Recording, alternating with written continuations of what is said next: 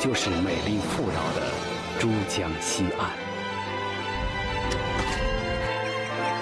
在临海的滩涂、天然的湿地、茂密的红树林、宽阔的出海口以及浩瀚的伶仃洋，一年四季当中，人们以独特而充满智慧的方式，捕捞着各式各样的鲜活美味。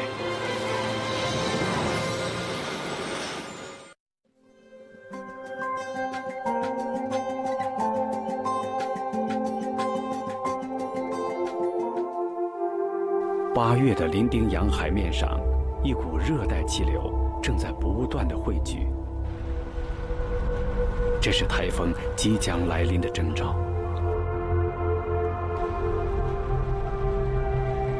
大冲口码头聚集着来自粤、闽、桂3省的渔船。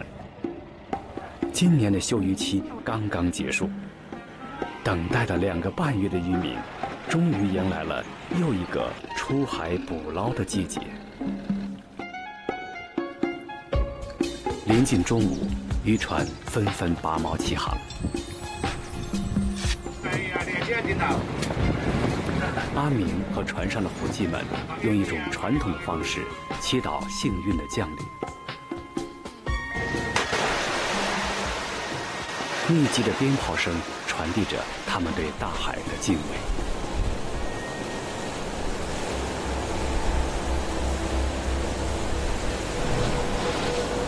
虽然台风仍在数百公里之外的海面上，但眼前的景象已是山雨欲来风满楼了。阿明不免有些焦虑。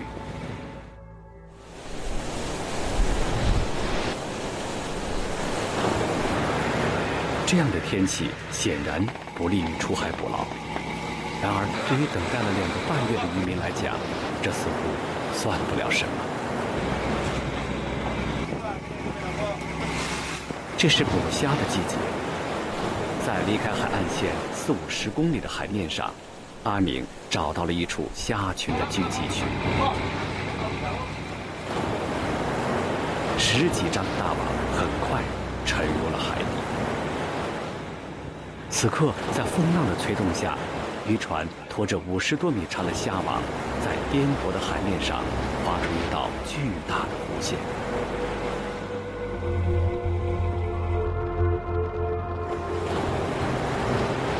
风浪越来越大，剧烈的颠簸让人的胃部产生了一阵阵的痉挛。只有常年生活在海上的渔民才能做到处之泰然。10几张虾网陆续收起，各种鱼虾占据了船舱里狭小的空间。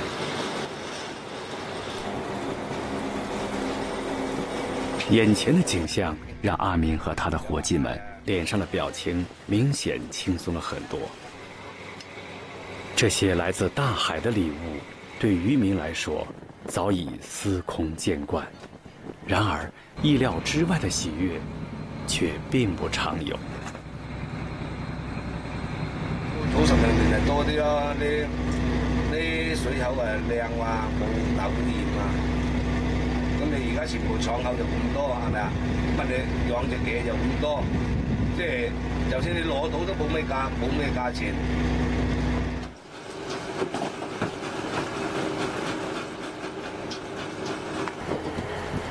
在这片海域，能够捕捞到的主要是天然的红须虾和黄虾。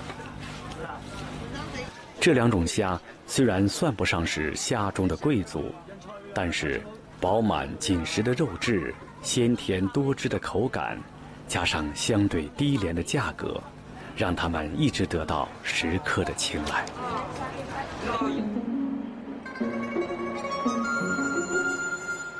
新鲜与否，将决定着这些美味的身价。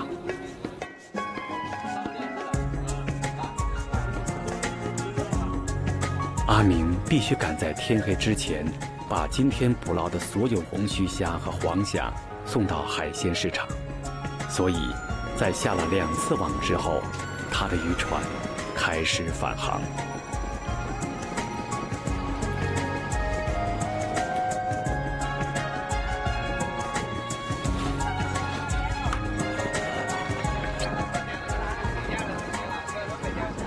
阿明今天捕捞到的300多斤海鲜，以极快的速度被转移到了岸上。船主与商贩之间是一种长期合作的伙伴关系，而海鲜收购的价格，则会根据当天市场的供需上下浮动。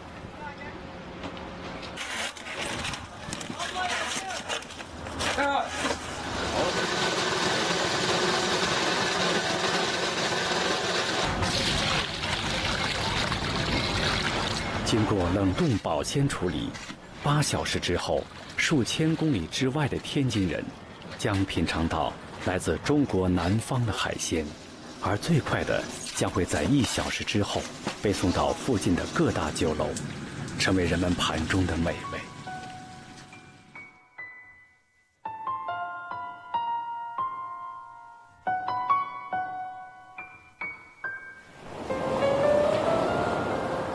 夕阳西下，渔舟唱晚。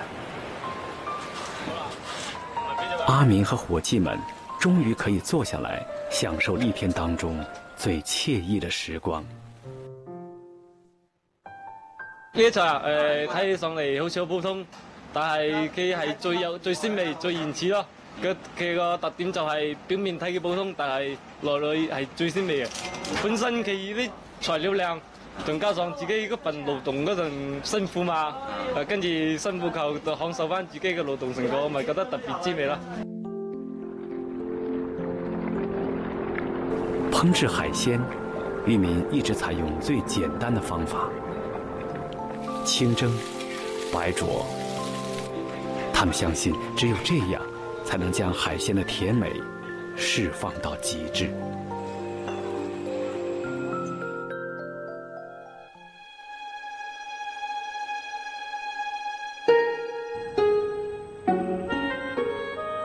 傍晚，出海捕捞的渔民结束了一天的作业。然而，另一场红树林里的捕捞却才刚刚开始。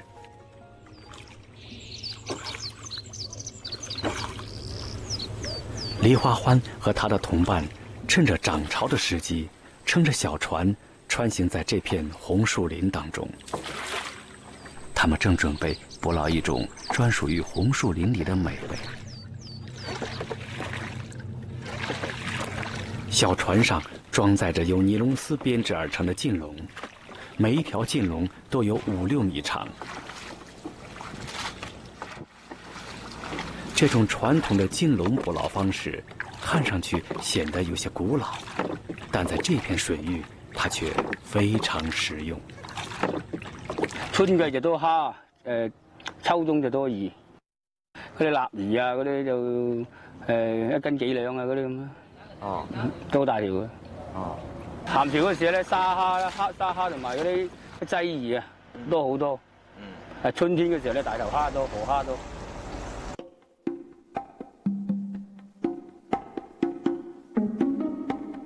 几年前，为了净化西江水质，减缓潮汐对岸堤的侵蚀，当地政府在大冲口的临海滩涂引种了400多亩的红树林。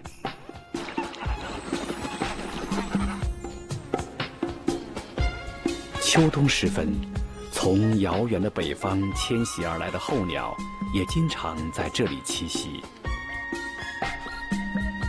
红树林根部吸附的腐殖质是难得的养料，从而吸引了大量的鱼虾和贝壳类的水产在此繁衍。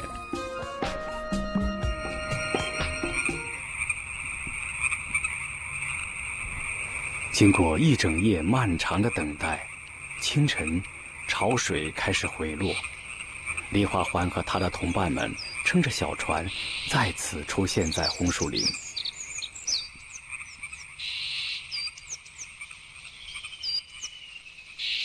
大头虾是他们今天主要的捕捞目标。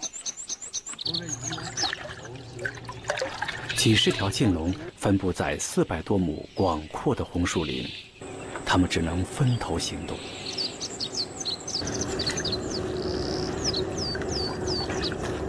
看来，今天他们的运气并不是太好，很多条进笼都空空如也。又落嗰啲網係疏啲嗰啲，就唔可以蝦上嚟嗰啲。嗰啲籠嗰啲個眼係疏啲噶嘛，就咩大隻上嚟嘛，剩翻細隻喺度再大啲先再攞佢上嚟啊嘛。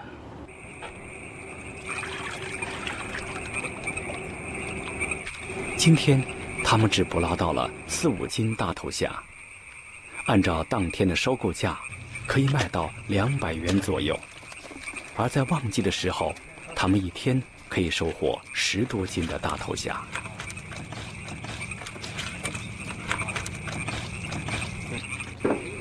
很快，李华环刚刚捕捞到的大头虾就出现在大冲口附近专做海鲜的餐馆14里。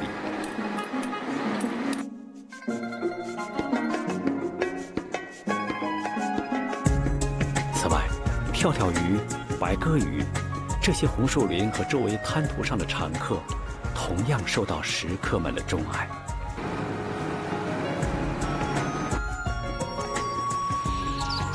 潮起潮落，不同的季节，红树林总会给人们带来不一样的惊喜。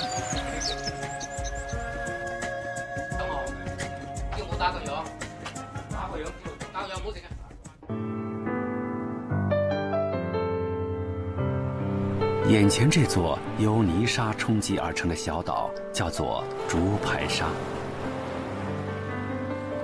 仅仅在100多年前，它还并不存在。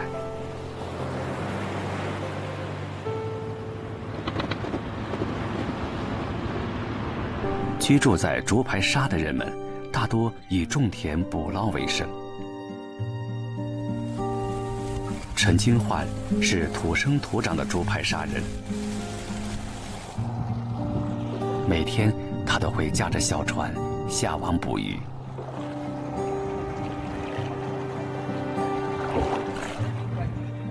因為我從細都係喜歡攞魚，咁而家又住近喺個海邊嚟，咁有時自己總係樂趣咯，中意睇見應該差唔多啱水放網噶啦，咁又走放下網，就自己攞到幾條魚，雖然唔係好值錢都好，但有個滿足感呢種。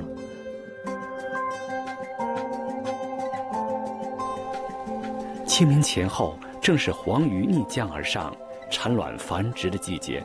此时的黃魚也最為肥美。潮汐的漲落、江水鹹淡的變化，都影響着魚群的多少。陳金焕只要看一眼眼前開闊的水面，就能判斷出一天當中捕撈黃魚的最佳時機。陳金焕迅速在水面上找到了適合下網的位置。長達幾百米的漁網幾乎橫跨了大半個江面，緩緩流動的江水把巨大的漁網衝擊成一個漂亮的月牙形。呢邊有個艇就拖住佢落去，就形成一個半日形咁一路刮啲魚落去啊嘛。因有時嗰啲網係咁一路咁刮係嗰啲魚就囊裏邊啊。今日黃魚都幾大條，幾靚。黃魚嬌貴，一離開水面就很難存活，所以市面上很難見到有水黃魚。陳金焕和伙計必須扯斷漁網，將黃魚迅速放到水箱中。即便是這樣，上岸之後，這些黃魚只有一半能夠存活。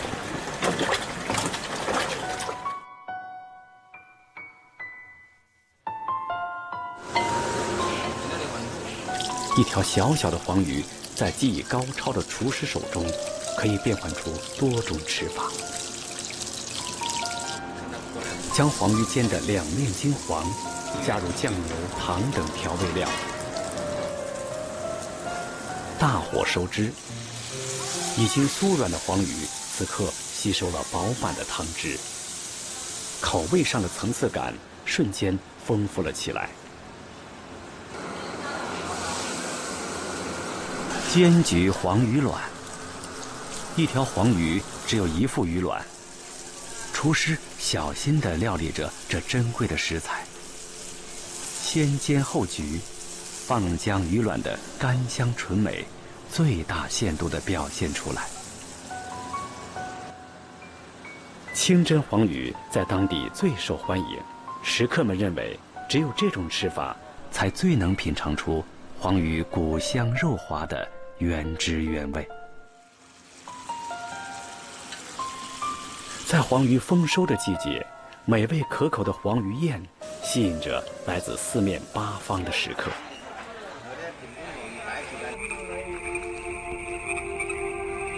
在大海潮汐和西江水流的冲刷下，竹排沙周围天然形成了大片的湿地。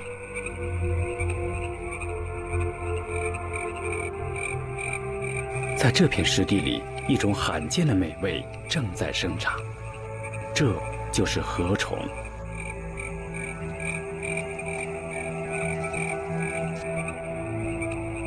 每年只有农历8月中旬到9月初这短暂的时间里，人们才能寻觅到河虫的踪影。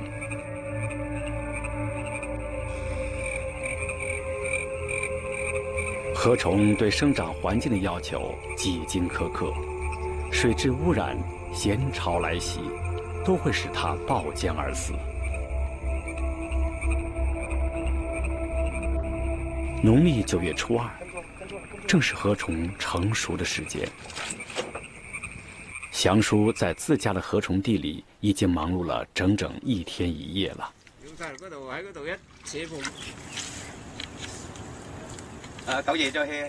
祥叔小心地挖出了一块淤泥，仔细地查看着泥里面河虫的数目，估算着今年的收成。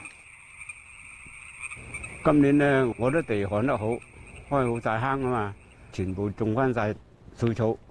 我估計嘅都係800斤到1000斤咁樣啦。你唔挖嗰嚿嘛？我有好多條料啊，1條、2條、3條，有4、5條啊，有4條啊。品尝河虫对很多人来说还是一种心理上的挑战，竹排沙人却将它视作无上的美味。我哋細路仔嘅時候，禾蟲係差唔多係紫菜嚟噶啦。而家天好似而家天氣好嘅，烚熟晒佢，攞嚟曬乾啦。有啲就攞嚟醃鹹餸啊，禾蟲狀啦。嘿，正啊，餸飯一流啊！而家落好晒味道，硬係慢火煲佢，煲到佢一條玩條金黃色嘅。嗰陣味道你一條禾蟲起碼送得2啖飯。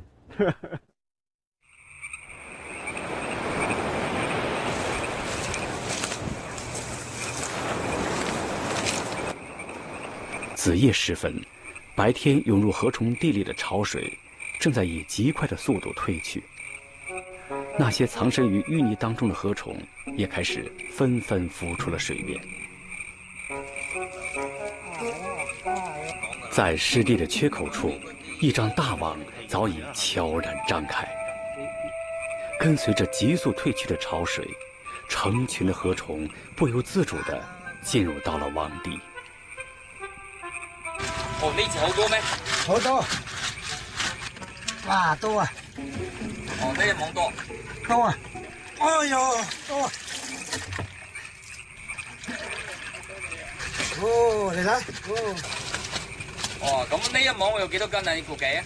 有15、16斤啊！而今河虫越来越稀有，供不应求，所以市场价格不菲。收购价每斤在70、80元以上。进入酒楼之后，河虫的价格可以达到100元以上，堪称最贵的虫子。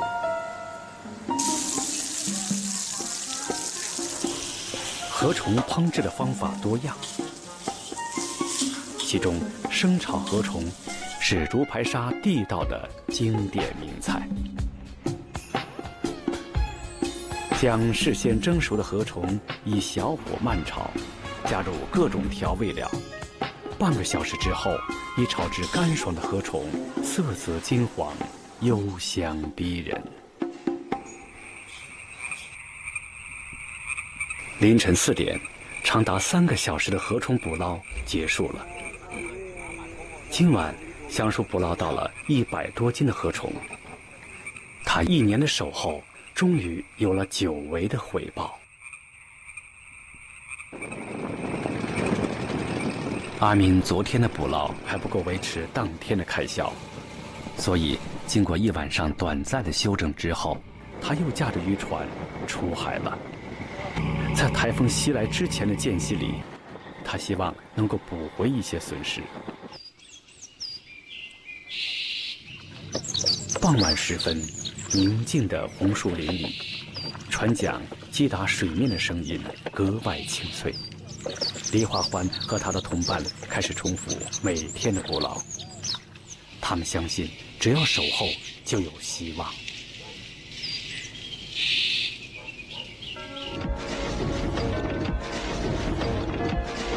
陈金焕正趁着中午猛烈的阳光，把没有卖出的黄鱼晒成鱼干。淡季的时候，黄鱼干也是一道美味。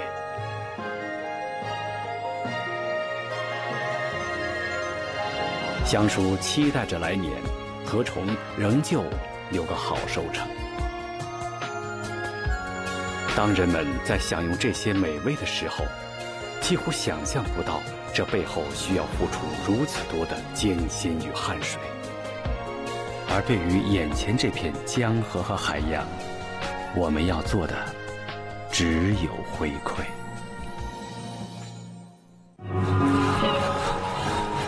温润的气候，充沛的雨水，让这里的低山丘陵成为众多食物原材料的理想生长地。